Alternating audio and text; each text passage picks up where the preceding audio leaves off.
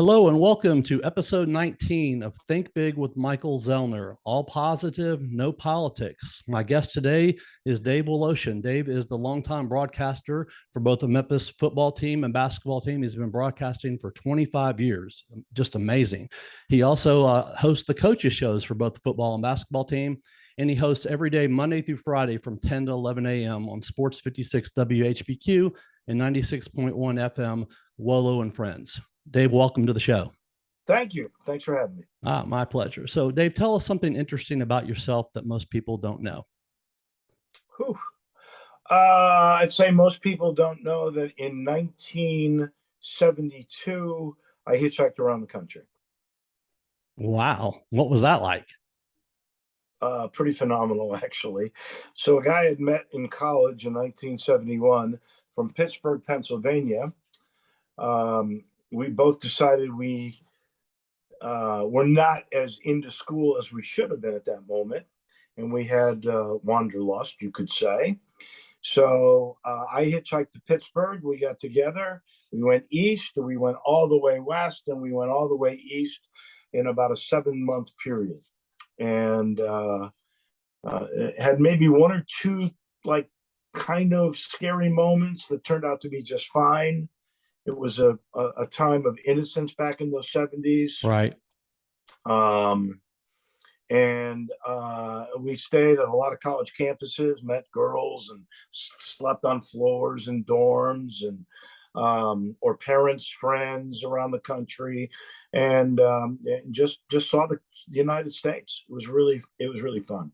You were about 18 back then, right? Somewhere around 18 years old? 18 or 19, probably yeah. 19. That just must have been incredible. So I'm sure you have lots of stories about that. Some you can share and some you can't, but that sounds like a lot of fun.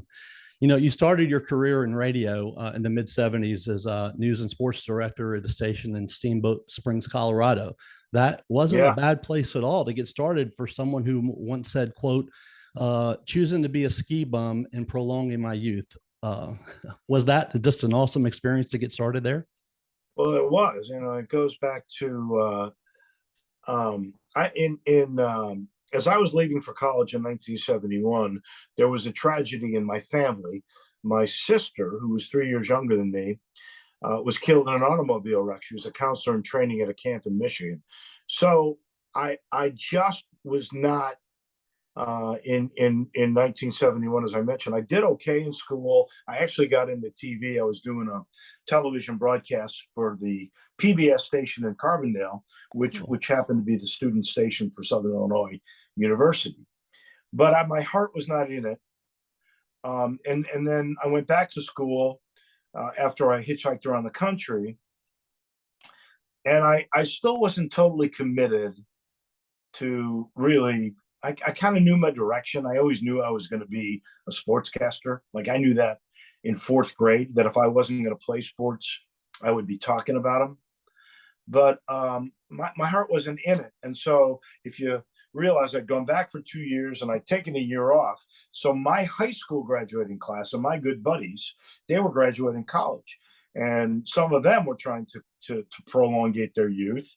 So one of them in particular was a really good buddy of mine. Said, I'm going to move to Steamboat to be a ski bum.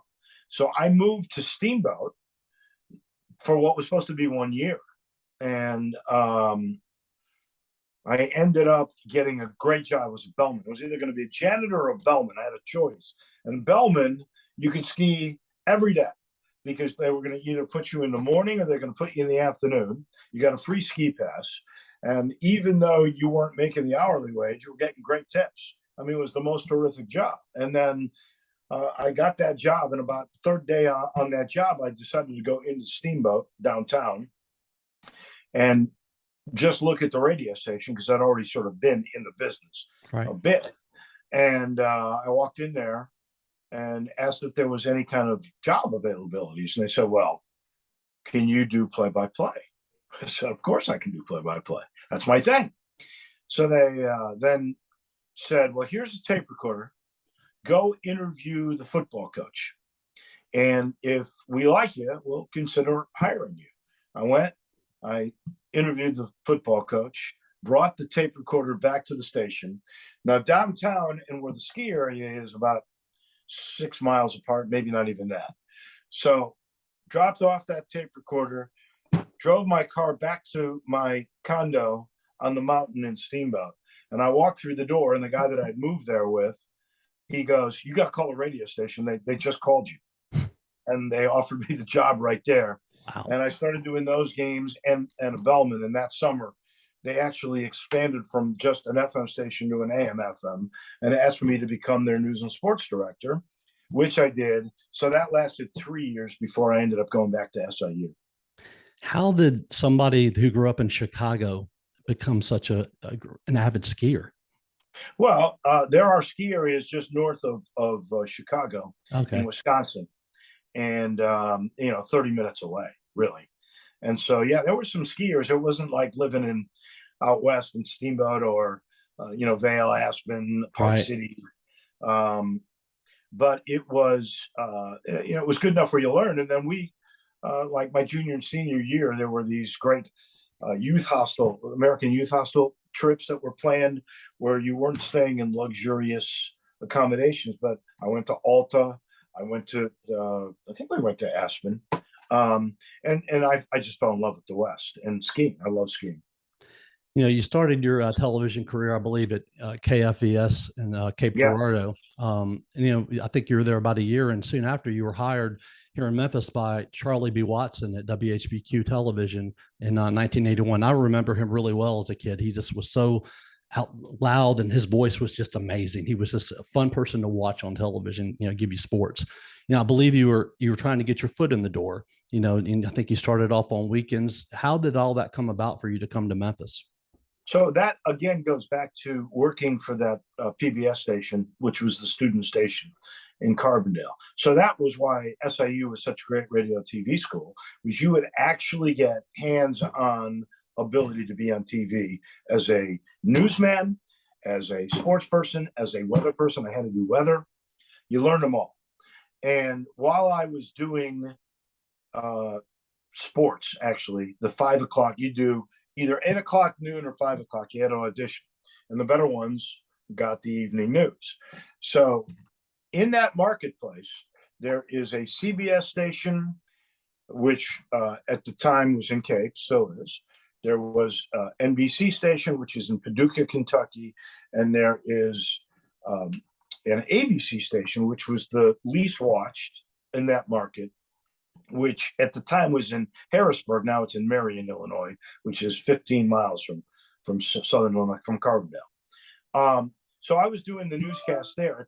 It's weird how life works, right? Sometimes fate is more important than anything. Absolutely. At that time, the technology of microwaves. So when you used to watch, now it's a little different.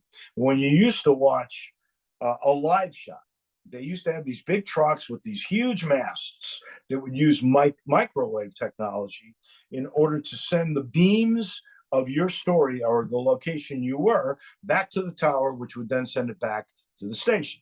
Right. They had just invented microwave. So the KFES TV station and CBS station in Cape had gotten that. They'd opened up a bureau in Carbondale, and they'd seen me on the news. Right.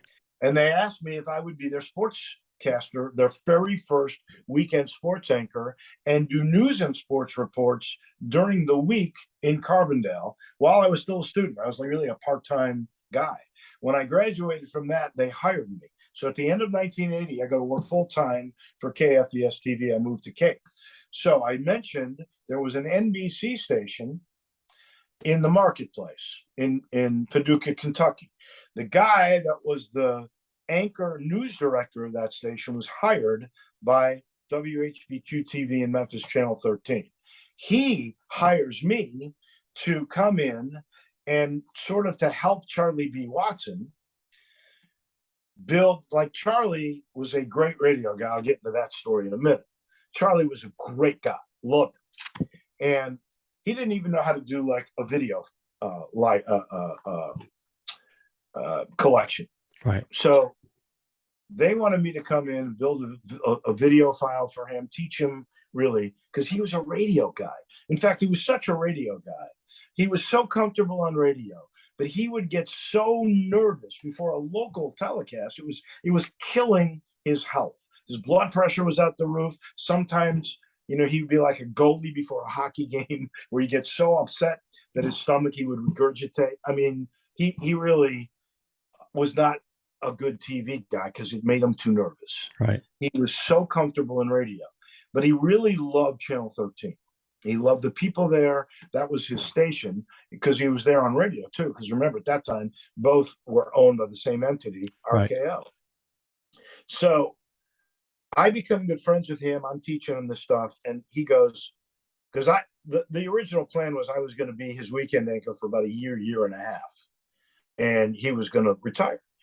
And Gary Rodemeyer is the guy that hired me. He was the news director that had been brought in from Paducah.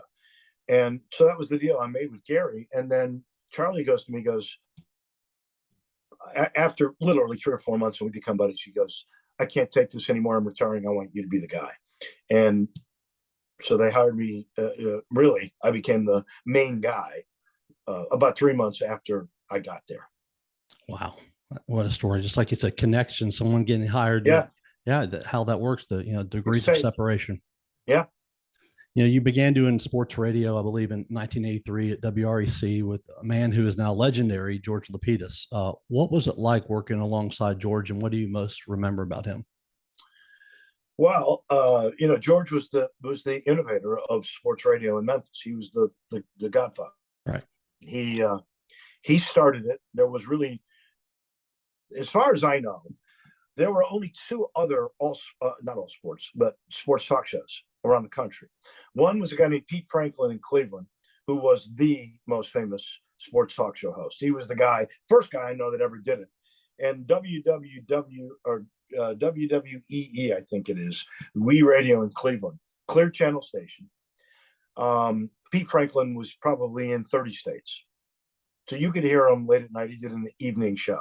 There was another guy named Bud Brewer in St. Louis that was doing the show. It was maybe only an hour show, but Pete Franklin was like 3 hours at night.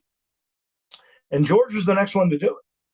And so he had really set the guidelines up. I did not love being a sports anchor. So it's funny. I loved being a sports TV reporter. I loved doing live shots. I didn't mind the anchoring, but I really enjoyed it like a couple days a week. I didn't want to do that full time. I did not enjoy not going to events, being chained to a desk in a studio, just basically editing video and writing to that video.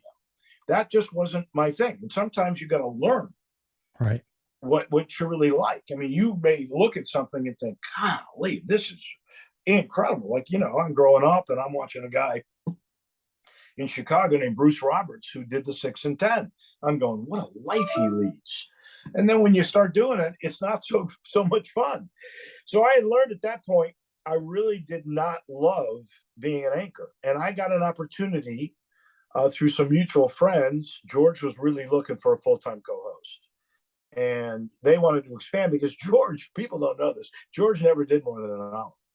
He might have done an hour and a half for a little bit, but mainly George only did an hour. And REC wanted to do more than an hour. So they brought me in to be his co-host and to do the second hour. At the same time, again, fate. Comcast, at the time it's Time Warner, is opening up a department where they're going to start doing all these local sporting events on TV. And so I had a chance to be a part of that and do talk radio. And even though I took a pay cut, I knew I did not want to be a sports anchor for the rest of my life. Right. So I left in 1983. I took the gamble to do talk shows and ball games, and it paid off. What is one thing that you remember most about him that maybe everybody, most people don't know? I mean, I know he was very transparent on the radio and knew a lot of in his life, but what's something about him that maybe we don't know? Well, here's the thing I would say about him. He was a sports columnist. Right. The talent of George, who was a very smart guy, the talent of George was to figure out what got people riled up. Either way, excited or PO.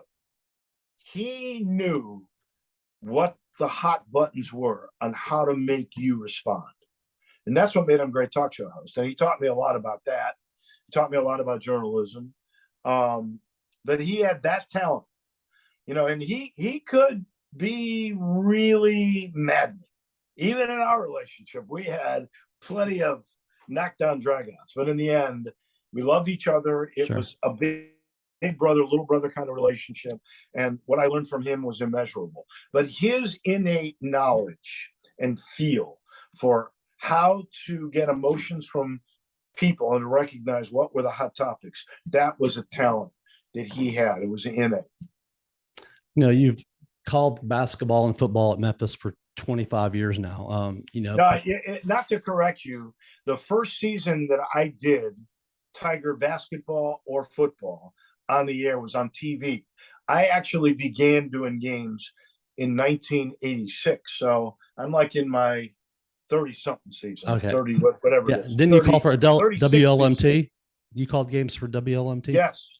Yeah. Right. Well, it was 24 at the time. I can't remember what the call letters were. WPTY. Yeah, PTY. That's it. Yeah. I have the memory of an elephant. I don't forget anything. People don't realize that you've done more than just basketball and football. You called, the U.S. National Indoors here for 12 years. You've called arena football, professional soccer, USA baseball, high school football games on TV, boxing events, coaches shows. You even had a weekly television golf show, and you've worked with ESPN now. And I think you've in 8 sports. That's just incredible. I mean, what's all this been like for you? Been fun, been challenging, been fun. I'll give you the great challenge. To this day, you mentioned ESPN. To this day, I'm the only person that has ever done live billiards. We did it at the Riviera Hotel in Las Vegas. I can't remember the name of the analyst, unfortunately, but he was incredible. He was like the Jack Nicklaus of billiards, and he was a terrific analyst. But I literally went to Vegas 2 days before the event, where a lot of them were practicing, and I worked, and I'm not making this up, 20 hours each day for 2 days just to really learn about billiards and about the every little thing about it, so that I could pick the brain of the analyst. And we did 2 days of broadcasting from the Riviera, and I thought it turned out to be pretty good. So I did billiards. I did about 200 different events for ESPN.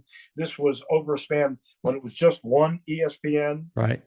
Another fact people may not know: the very first ESPN2 college basketball game was Towson State against UMass, when John Calipari was the UMass coach, and John Albright, another Memphian, and I were the first 2 ever to do a college basketball game on ESPN2.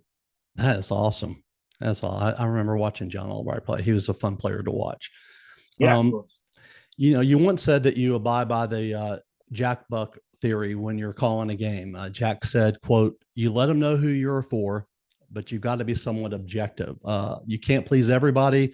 It's easy to get caught up rooting for your team than just to call your game sometimes, isn't it?" Yeah. There is a fine balance there. And I think everybody knows who listens to my broadcast. I'm for the University of Memphis. Right. But I'm also going to be honest about it. I'm going to say, when another player is fantastic and kicking Memphis's butt, you got to be honest about it. This guy is really good this night, and he single-handedly, or with several, are having the better of the hometown team. So I think you have to be fair. And if your team is not playing well, I think that's fair too. I mean, if a guy fumbles a football on the 3-yard line because he's not taking care of the ball, right, you got to say that. And that's giving you the true picture. So I think Jack Buck was the best ever that did that. And talking about working with the Tigers, you said once, quote, "I love play-by-play. You're basically telling a story, painting a picture on radio. You're trying to be a periphery of understanding on television. It's so much fun for me." You said you don't look at it as a challenge. You never know what's going to happen, and that's what makes it so much fun. Dave, you get paid to talk sports all the time. I mean, how freaking awesome is that? It's a good deal. It's a good deal. And we got a lot more people that are catching on to that. And there's a lot of different venues that you can go now.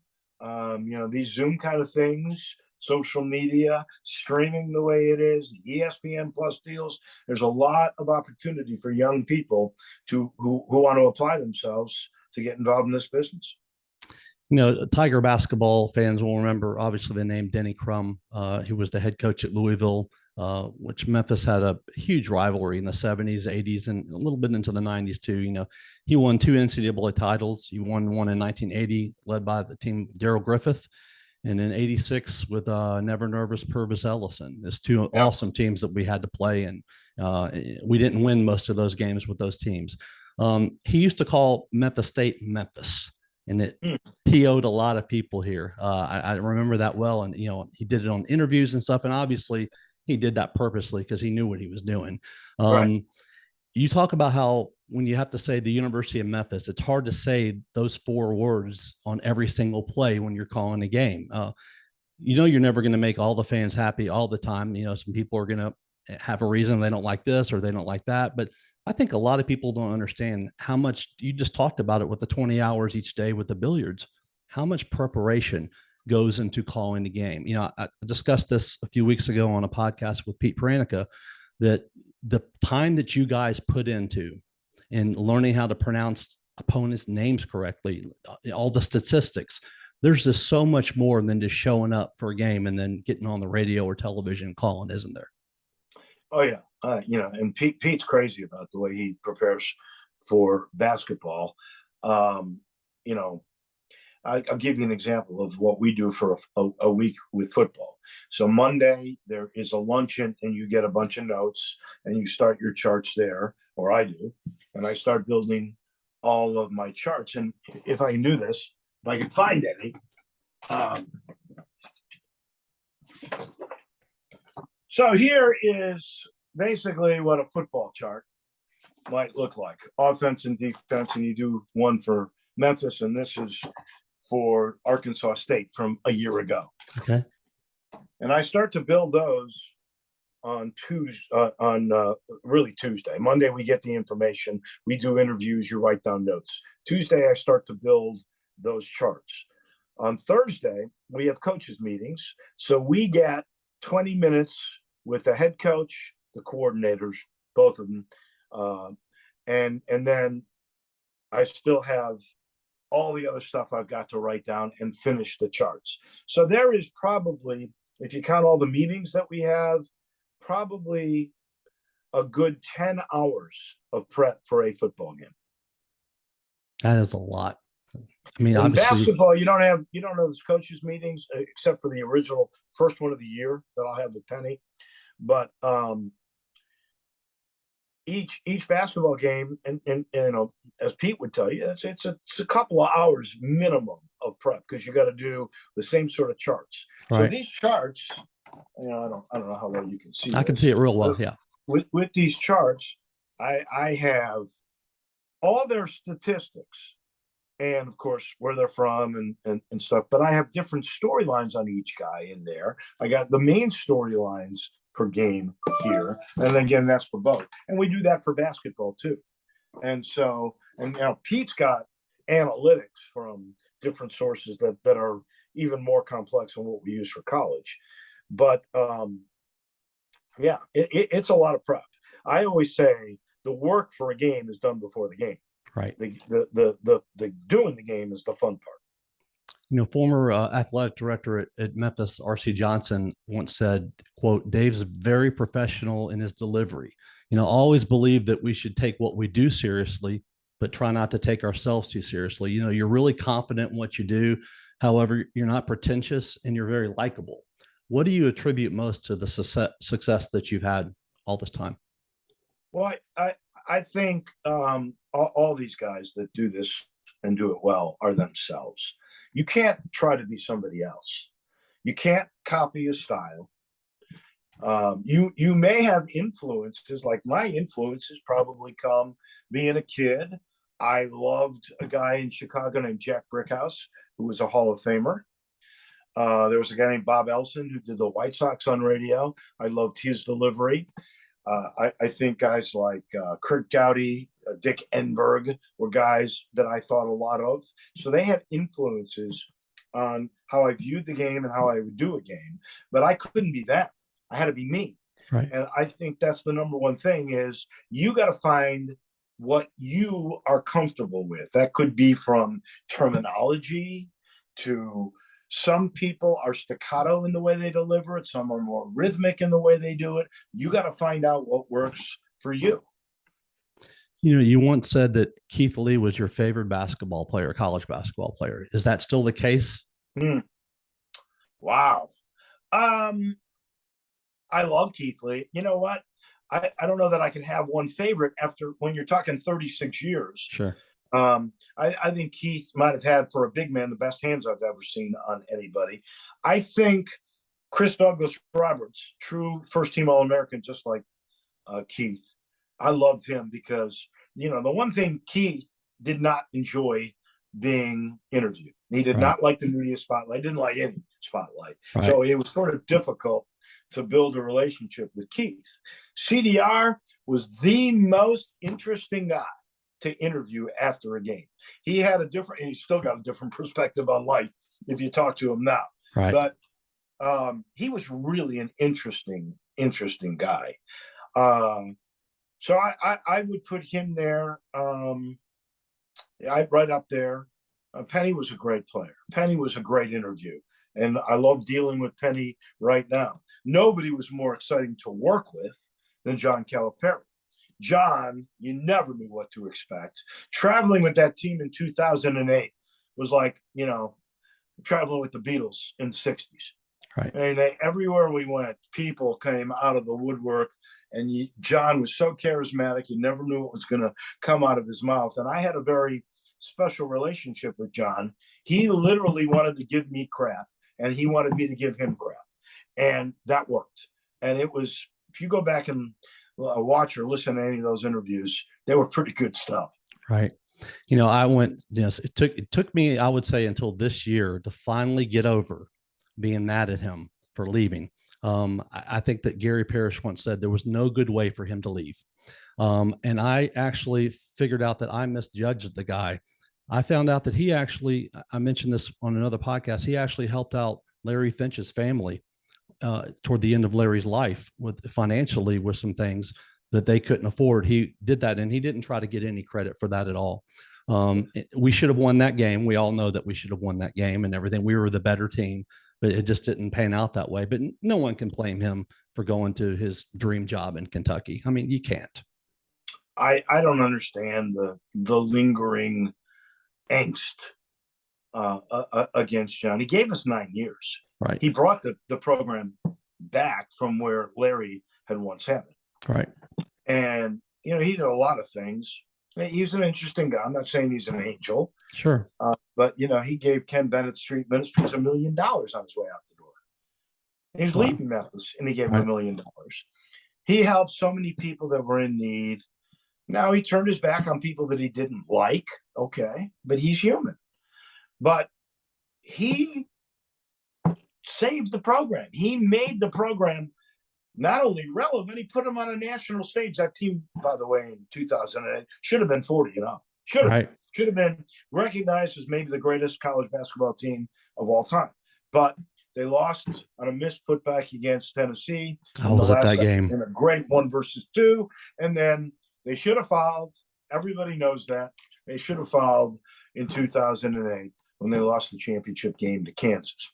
But John made everybody love Memphis basketball again on a national basis. The area that people really, I think, are most upset was that he took the recruiting class. And he did. There's no doubt about that. But I have to remind people that even though the rules state that a kid signs with a school, not a coach. When I was a freshman in college in 1971, I do think there was more of that. But once AAU programs began and the NBA became the goal of every kid to get to, because it became instant millions, like winning the lottery, every kid is signed with a coach that they think could get into the NBA. They don't sign with the school. They sign with the coach. Those kids would have come to Memphis if John was here. he was going to Kentucky. I can't blame those kids for going with him because he was their fastest way to get to the NBA. In retrospect, John would have won the national title that next year had he stayed here. He would have gotten all those kids from that he took with Kentucky, and he would have gotten Sean Taggart and Xavier Henry was here. He would have gotten both those kids to go with those other kids. They would have won the national title. Easily. No doubt in my mind. Yeah, I mean, John Wall, DeMarcus Cousins, Eric Bledsoe, and then those guys that were left over, and Tyreek Evans. I mean, unbelievable. Can you imagine all those guys together with Taggart and with Henry? Oh, yeah, just unbelievable. And that's what I said. I think, personally, I've been a fan my whole life. My parents had season tickets from 1964 to 1996, from the Coliseum through the Pyramid. And so I went to many, many games in my lifetime that, Memphis fans tend to be obviously, very, you love your program, you're going to support your program. And yeah, I was guilty of one of those people that, that badmouthed him after he left and did all that. But I realized I was wrong. And as well as he would have never gotten the job at Kentucky had he not had the success he had here. And I know that he's smart enough to realize that this was the springboard to getting that dream job. No, there's no question. And, it's interesting. Again, it's how life works. You mentioned R.C. Johnson earlier. I have never understood why R.C. Johnson didn't publicize the fact that they'd gotten a letter of inquiry. Because if you'll recall, Kentucky was in bad shape. They'd made the wrong hire with Billy Gillispie. Right. And they couldn't have egg on their face again. And if Kentucky, if it had become public knowledge that Memphis, under John's tutelage, was once again involved in an NCAA inquiry, I don't think Kentucky could have hired him. Right. But RC kept that to himself. And I think he kept it to himself because he didn't want to lose to a recruiting class that he ultimately lost. Right. But had that letter of inquiry been made public in February when they got it, I don't think John would have been able to leave. So there's irony to that. Yeah. Years ago, you ran into Dick Vitale at a game up in Springfield, Massachusetts. It was the night before you had to call a football game in Tampa. And you went up to Dick and you asked him for directions to JFK. And he said you barely knew him. And he says to you at the time, why don't you fly home with me and stay at my home? That had to be a little bit shocking and also super cool. Tell us a little bit about that story. Well, I actually knew Dick a little bit better than just casually. I never worked with him. I really wanted to, believe me. And there's a great new thing that's out. I don't know if it's a 30 for 30. It's a great documentary. It's called Dickie V. And it just came out a couple of last week, I think. Anyway, I saw it over the weekend for the first time. And awesome. It replayed on July 26th for a second time. But so I had Dickie when he first started doing these games. I was doing a talk show, right? So I'd had Dick Vitale on my radio show a couple of times because he would do any radio shows back then. He was after publicity. Sure. And so I knew him from that. And then I started working for ESPN. And my break with ESPN came because his buddy John Saunders got laryngitis. And I worked. My very first ESPN thing was basically I did Penny Hardaway's top 5 Tiger team against an Arkansas team that was with Mayberry, and they were top 5 too. 2 top 5s in the pyramid. Right. Supposed to be Saunders and Jim Valbano. Saunders ends up getting laryngitis. That's how I got the gig. That began my ESPN career. So we had conversations about that. He knew of that story. He'd called me a couple of times. So, and then I see him when we're doing games. I'm doing games on radio. And my ESPN career kind of dwindled because the dates as a contract player, the games always used to be Wednesday and Saturday. So now I was filled for every date. Right. And so my ESPN career was winding down. However, I was in these, Memphis's profile was rising. And so Dickie was doing a lot of those games. So I'd see him around. So I did. I knew we're in, I think it was Springfield, Mass, as you said, and we're doing Hall of Fame game, and we're playing a team. Maryland kills us in that game, but before the game, he comes up to me, and we're just BSing, and I go, "Hey, you're the perfect person. What's the best way for me to get from here to JFK in New York? I got an airplane leaves like 3 o'clock in the morning." And he goes, "Well, I could give you those directions, but the best way for you to go would be to fly home with me, stay at my house in Sarasota, if you'll agree to pay for my driver to take you to Tampa the next day." I said, "Done." The only thing is, I had to get out of doing the post-game show, which I can't remember if Hank McDowell or Matt Dillon was the analyst at that point, but they did the post-game show, and I left on Dickie V's plane, stayed at his house, which you'll see in the documentary. He made me breakfast the next morning. I went with his driver. They drove me to Raymond James Stadium, and there we did the game. And years later, I believe about 7 years ago, you had a chance to have him on your radio show again. He had just gotten named the Liberty Bowl. I believe he was named the he got a big award with the Liberty Bowl for the Distinguished Citizens Award. Distinguished Citizen Award, right? And so he was coming to Memphis to get that award and also to tour St. Jude. And he ended up coming on your radio show, was talking about cancer and how it's very close to his heart. Obviously, as you mentioned, talking about Jimmy V and his involvement with the Jimmy V Foundation for Cancer Research. We both know right now that he obviously is fighting cancer himself. He's a fighter. He has such enthusiasm for life.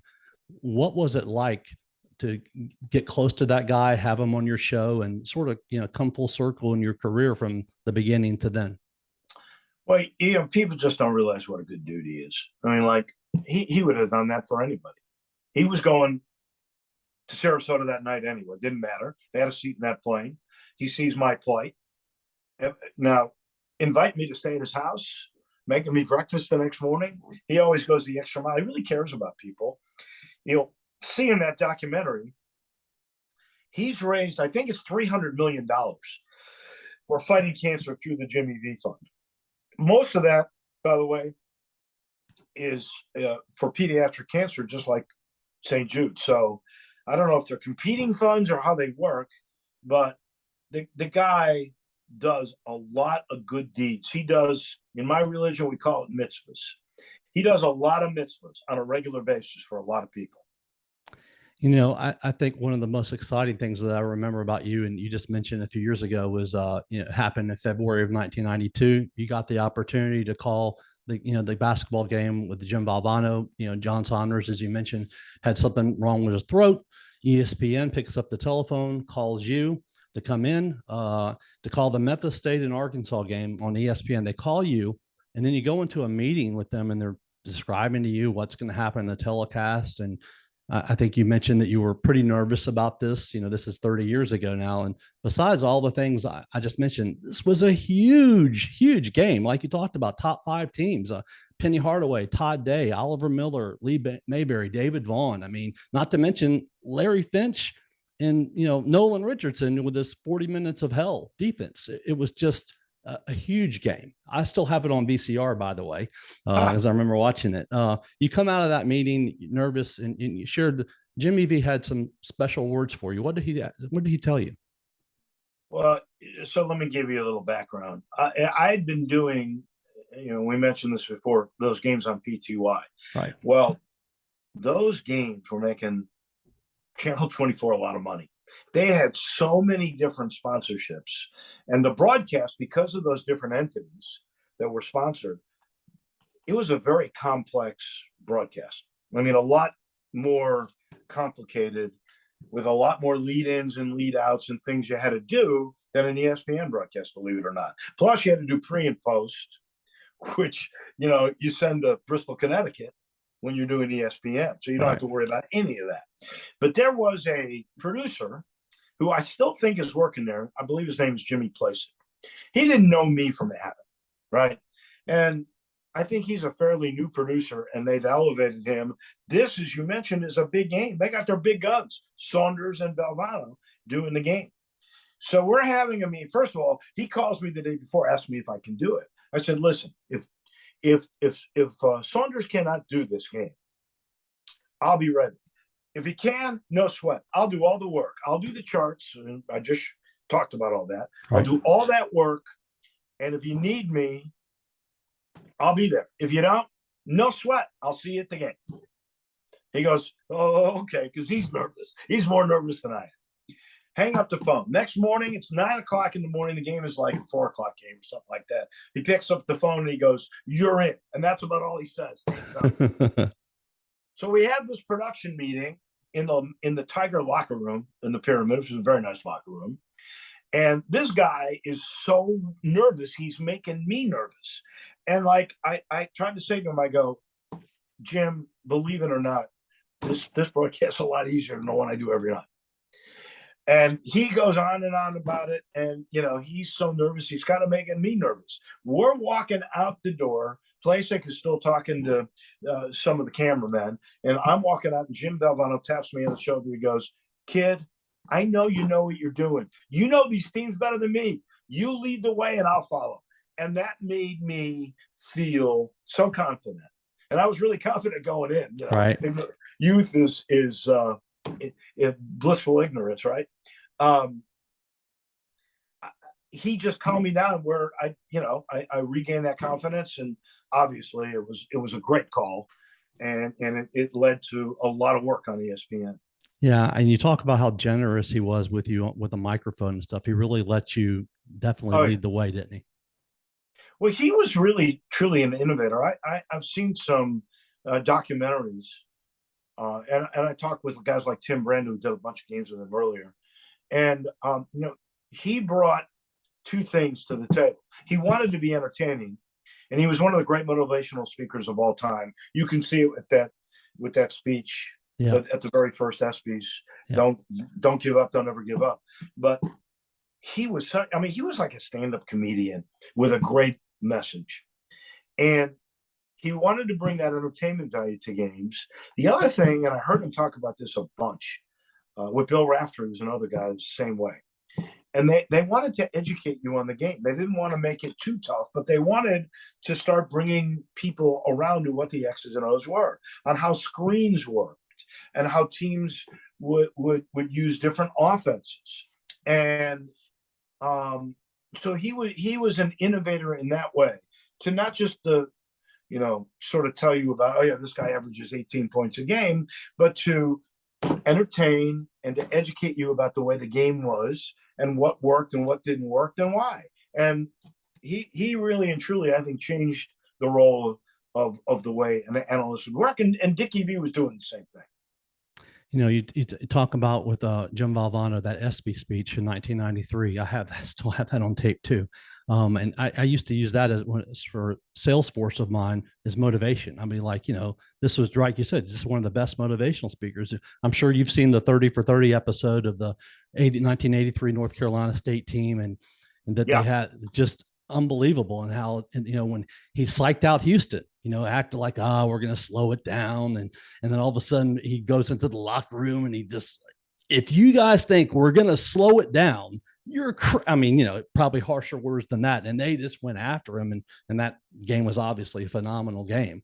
And all the things that had to happen for them, to win, where they went out to Corvallis, Oregon, and had to play Pepperdine, and they were losing a few of those games in the last minute, and just how you mentioned about fate and how things happen. That right there was obviously, in my opinion, meant to happen for them to win. And then you take your opportunity here with ESPN that happened because of this game, what that ended up leading to for you. I mean, obviously many more opportunities with ESPN because of, pretty much that one instance. Yeah. Well, it is crazy how these things work.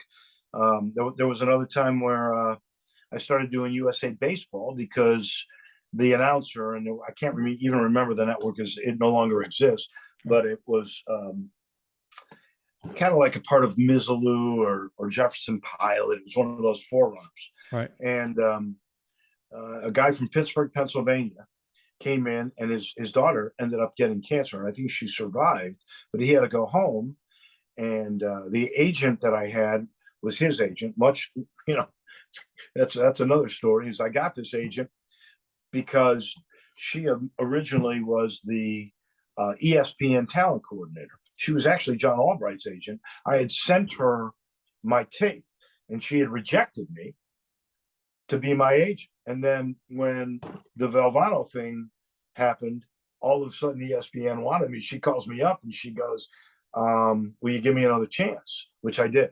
And so she had that connection with this guy from Pittsburgh. He goes away, and I end up doing USA Baseball for a couple of seasons when they were headquartered in Millington. So I've had some weird things happen that way that have just been very fortunate for my career.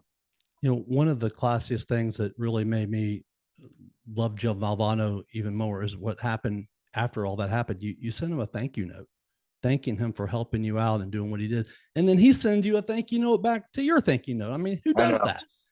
Well, there's a few people I know that would do that, but he's one of them. Yeah. He sent me a thank you note for the thank you note. That's awesome. And it's obviously he passed away way too young, but that speech is powerful. Yeah. And that speech has really helped out a lot of people. I think you can't watch that speech without being touched. No, you know, he really was an amazing human being. Like I said, I witnessed at the Peabody Hotel before he was sick, just as he was starting to do the ESPN work. He was making a lot of money because he left coaching as a motivational speaker, and he's one of the great motivational speakers I've ever heard.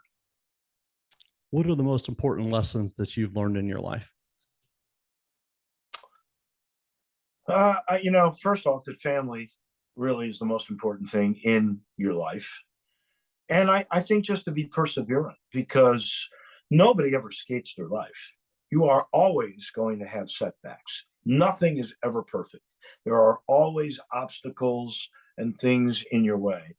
And I know it's trite to say that, you know, you got to get back up and pick yourself up, but that's the truth, because there's always going to be obstacles. And the guys that learn their lessons from failure and go on are the ones that will succeed, because nobody is going to be without failure, and embrace failure. You can't be afraid to fail. There's where I think guys go wrong, that they don't want to try because they think, oh, I'll slip up. Well, slip up, because you'll learn something along the way that will help you the next time. You have to embrace that. Jimmy Connors used to say, I hate to lose more than I love to win. Yeah. True. Yeah. And you're right. You have to embrace failure. And if failure, in my opinion, is part of success. It's a part of the recipe. It's what makes the next step necessary. Dave, I really appreciate you coming on today. I know you're a very busy guy, and I appreciate your time. I'd love to have you on again sometime soon. Sure. And everybody, don't forget to check out Wolo and Friends every Monday through Friday from 10 to 11 a.m. on Sports 56 WHBQ and 96.1 FM. Thanks again, Dave. I appreciate it. Thank you, Michael. All right, take care. You too.